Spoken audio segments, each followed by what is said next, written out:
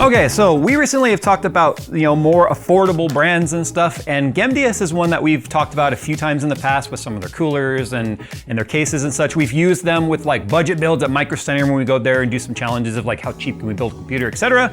But the Atlas P6 is a new chassis for them where they're kind of starting to try and get their name up there and a little bit more in the premium product. Interesting time to do that.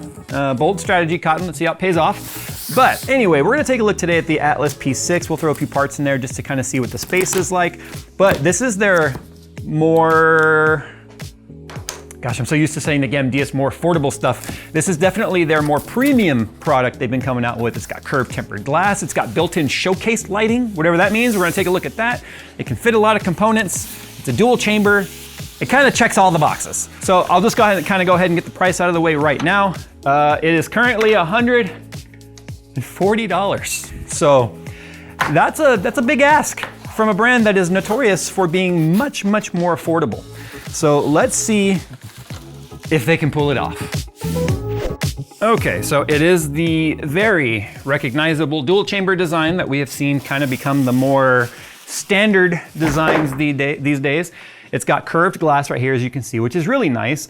When you have a break in the glass and a seam, unfortunately, there is one right here because this is also glass.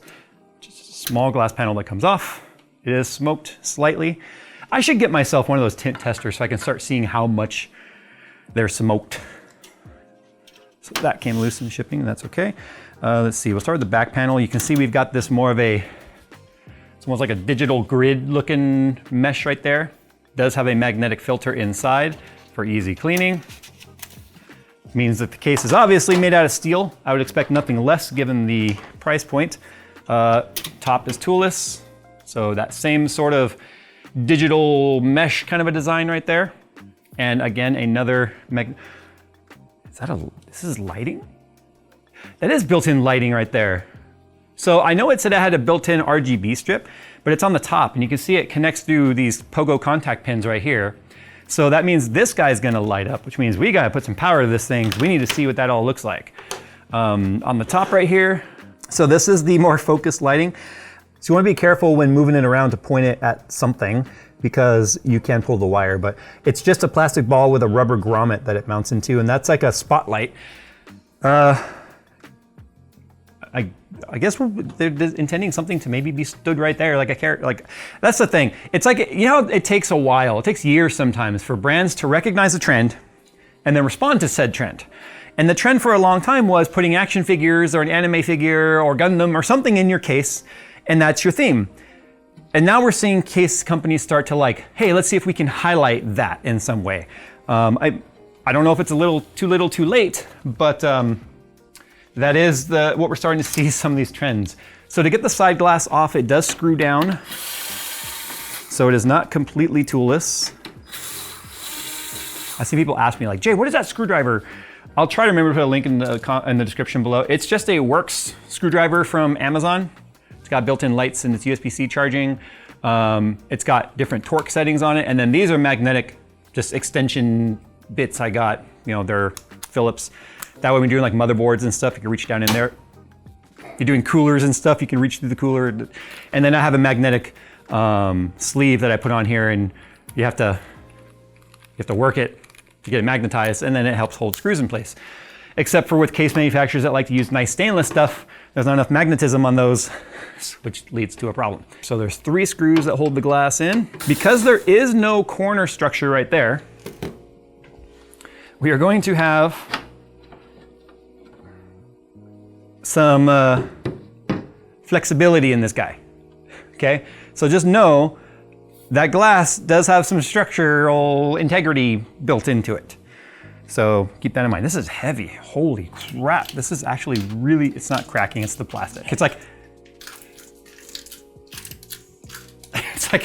not the glass, it's the plastic. So there's that. We'll move this aside and keep it safe. On the top, you can see right here, we can support up to 360 millimeters of AIO or fans. We can fit up to a 280 up here. So for 2 140 millimeter fans. The bottom has 3 pre-installed reverse blade Gamdias RGB fans. So these are reverse blade. They are also at a slight angle. So that helps if you're running some sort of a vertical riser for your GPU. It kind of helps some of that air get to the front side of the GPU. This is something that has become the norm these days, realizing blowing straight up at the GPU is less effective than kind of bouncing it off the glass. We also have a GPU support right here, which is kind of nice. Supports BTF motherboards. It's got a little rubberized support right there because your power supply does go right here, which is unfortunate. And I'll tell you why that's unfortunate. Because having access to the back of the motherboard is very nice for if you're changing out your cooler, or let's say you have an air cooler and you want to put in an AIO, or you're switching it out for some reason. Having access to the back to be able to get to the new retention brackets is why you see these openings in motherboard trays, but you put a power supply right in front of it. As long as you have enough slack on your power supply, you have to unscrew it and then kind of like swing it out of the way. It's a little extra work. You can see we have support for one 3.5 inch drive right there, potentially 2, because we do have, and I do think that's removable. Yes, it is. I'll go ahead and remove it right now. I like to do these teardowns and then throw parts in there because the only way to really get to know a case is to build in it. Building in it's when you notice the things that are either lacking or amazing that you didn't realize. So this is the drive cage. It looks like we could fit 2 3.5 millimeter, or 3.5, wow, that'd be a really tiny drive. 3.5 inch drives. One will slide in, or one can use the side mounts right there. This is also where they have all your zip ties and extra screws and stuff that come with the case. Here is our manual. Looks like it is a unfoldable treasure map style. I thought this was an MATX board for some reason, so cool. We can obviously throw an ATX board in here. So that means it supports ATX, micro ATX, and mini ITX. In the backside, you can see right here, we do have some cable channeling for our built-in cables for front panel connectors. I got a couple of SATA power cables here. This is going to be for the lighting, the RGB lighting that's built in. USB-C front panel connectors, RGB pass-through header, fan header for the fans that are already in here. Downside is you're going to be able to see those wires pretty clearly because this is not blocked off. So that's only one little kind of minor gripe that I have right there. I think if we get creative, once we put a motherboard in here, we can just move these over to where this will be blocked because if we're not running a BTF board, and then we can just probably come down. So we even have some tie spots right here for zip ties. We can come down right there if our power supply isn't too long. So we are going to put the Helios P2 1000 watt power supply in here from Gamdias as well, which I think isn't too long to where it's going to interfere with that tie down. Okay, so there's the built-in fan hub. It's already got 1, 2, 3, 4, 5, 6 ARGB devices plugged into it. This is what one of the SATA powers are powering, because that many devices, you gotta boost the amount of voltage going to the hub because every device is gonna pull and split that voltage. So we got room for 2 more, and we've currently got 1, 2, 3, 4 fans plugged in, 3 on the bottom, 1 in the back, and then we have room for 4 more. Now the downside is if you put every single fan device plugged into that hub, you can only control it by 1 header. So that header, whether it's being controlled by the motherboard or something else, can usually only tie to 1 particular sensor to be able to speed up and slow down. So you would probably want to choose, honestly, like your GPU. If your GPU goes under load, let those fans ramp up, or you download something like fan control, and then we've showed videos before on how you could have it watch 2 headers, and then whichever one is the greatest temperature is the one that overtakes the control. So you could do that, but that's not built into the motherboard. That's third-party software. Amazing software. We've shown it for years and we still use it to this day, but that is a whole different subject. Okay, down here we have room for another drive mount horizontally at the bottom. That would be for like a 2.5 inch drive, so you could mount another one right there. And then in the bottom you can see we have this kind of a mesh chamber down here. This is getting fresh air right through the magnetic fan filter, as you can see right there. Anything right here could potentially help, I guess, if needed, pull in from the side. But this is another area too where we could potentially hide our cables, because with the exception of the fan hub up top, everything else is coming through here, because you can see our buttons are on the front side on the bottom facing forward. Now there's always like a little pushback on the button location. So you put them on the top, people complain, because if it's on the desk and they gotta reach up and they can't see the buttons. If you put it down on the floor, which a lot of people do, or a pedestal or something under your desk, and they're at the bottom like that, then they gotta reach way down to undo it, and they wish it was on the top. Then typically if it's on the desks like this, people prefer them to be on the side potentially. No matter which of those 3 locations you choose, the company's gonna be wrong for choosing it by that group of people that's affected by that position. So that's not really a plus or a minus. There they are. They're on the front, on the bottom. The worst people that would be affected by that are those that have it on the floor. Okay, so that's pretty much it for the teardown. Very simple chassis, nothing to complain about. Ooh, I like this. One other thing right here. This angled hole on the top right here for getting 12 volt and power headers for your fans and all that. The angle is kind of nice. It means you should be able to still get your cables in and out if you need to once the motherboard is installed, even if you potentially have a top AIO mount. We'll see, but that angle isn't a bad thing. That's only gonna help. It gets a little more space between your AIO and such, so that if you've ever had like EPS power come in the top and have to make that crazy bend, and that bend pushes out how far it sticks, and then it interferes with like your AIO, so you put your AIO in and you're like smooshing the cable and putting all that tension on the header, that's bad. So that angle is gonna reduce a lot of that. All right, let's go ahead and throw some parts in here, and we'll talk about the good and the bad.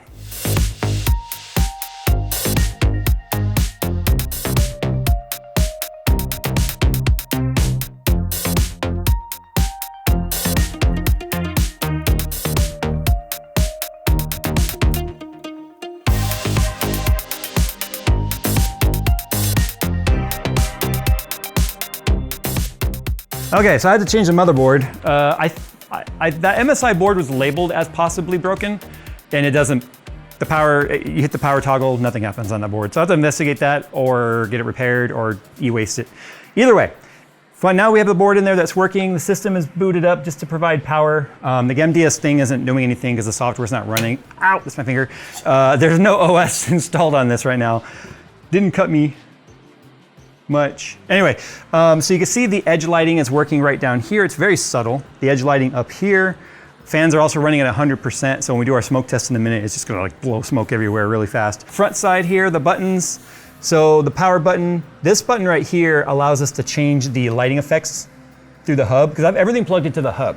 But the hub is also plugged into the motherboard. So we can hold, like long hold, and then allow it to go to motherboard control, or we can just short press our way through various pre-built patterns, if you will.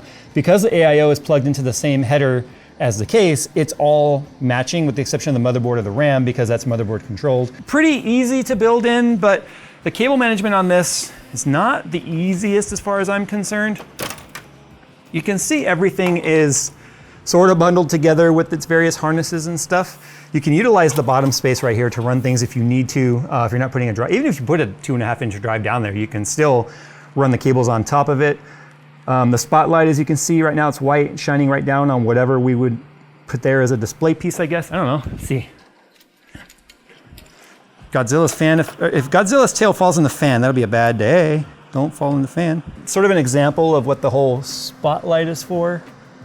Not the first time we've seen this in a case. So yeah, that's what that would be for. But what I want to do right now, one other thing I want to talk about too, it might just be because the glass is off. A little bit of a rigidity thing, I guess. If I put this in, right, there's 2 snaps up top. It kind of teeter-totters a little bit. Oh, you know what? I wonder if this was in the way right there. Let me see. Okay, that was the fix. That was a user error problem. It's important to leave those in. Let's put the glass back on, but let me get the plastic off of it first. Then we're gonna do a smoke test, because I just wanna see the flow pattern. We have 3 intake at the bottom, 4 exhaust. 3 of the exhaust fans are going through the AIO, therefore they're gonna have their pressure reduced. Now you technically don't have to screw this down, but I would highly recommend it. Simply because of the fact that it's sort of rigid. See, easy. Anyway, the screws aren't all flat right now because I do think it sort of kind of diamond itself, it trapezoided itself under the pressure of parts mounted. So as soon as I screw these down, I think it'll become really rigid. Yeah, so leave these screws in. It kind of makes maintenance a little bit more involved, but it definitely helps with the rigidity of the case. Remember to savor the peel. Okay, so remember, it picks up only from the bottom. Keep that in mind. There's no back panel glass. Oh, I didn't take the plastic off that. Whatever. There's no back panel fans or anything like that. So I'm just curious how far away it'll start to pick up. Oh yeah, it definitely picks it up from the side. And like this smoke was from the front and it came over here to the side. Surprised it didn't pick up right there. Let's see.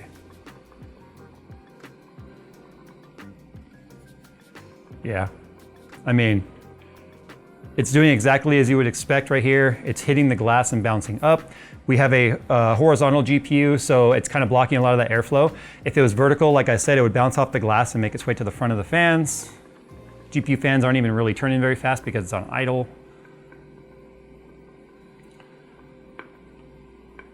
Got a bit of a venturi right there, which sort of makes sense though, because it's sort of a low pressure area right there, right behind a high pressure area. Ventilation on top, as you can see. Even with the filters in, there is no lack of it. Let's check for negative pressure. If we have negative pressure, we'll see it pull in right here. If we have positive pressure, we'll see it push out. If we have neutral pressure, it'll just float right there. Okay, it's clearly positive pressure with this config. So this is what I talk about a million times. People are like, you have more exhaust fans than you have intakes, therefore you have negative pressure. It's like, no, you have to think about the flow rate. The radiator significantly reduces the flow rate because it's resistance. So if we had 4 open chassis fans with nothing blocking it and 3 intakes, then we might see a negative pressure situation. But as you can see right now, this is clearly positive pressure everywhere there's a vent, which is good. This is good for dust management because those are unfiltered vents. All right, one last thing to mention before I go ahead and wrap this up is the bottom filter. You have to tilt the case to get it out.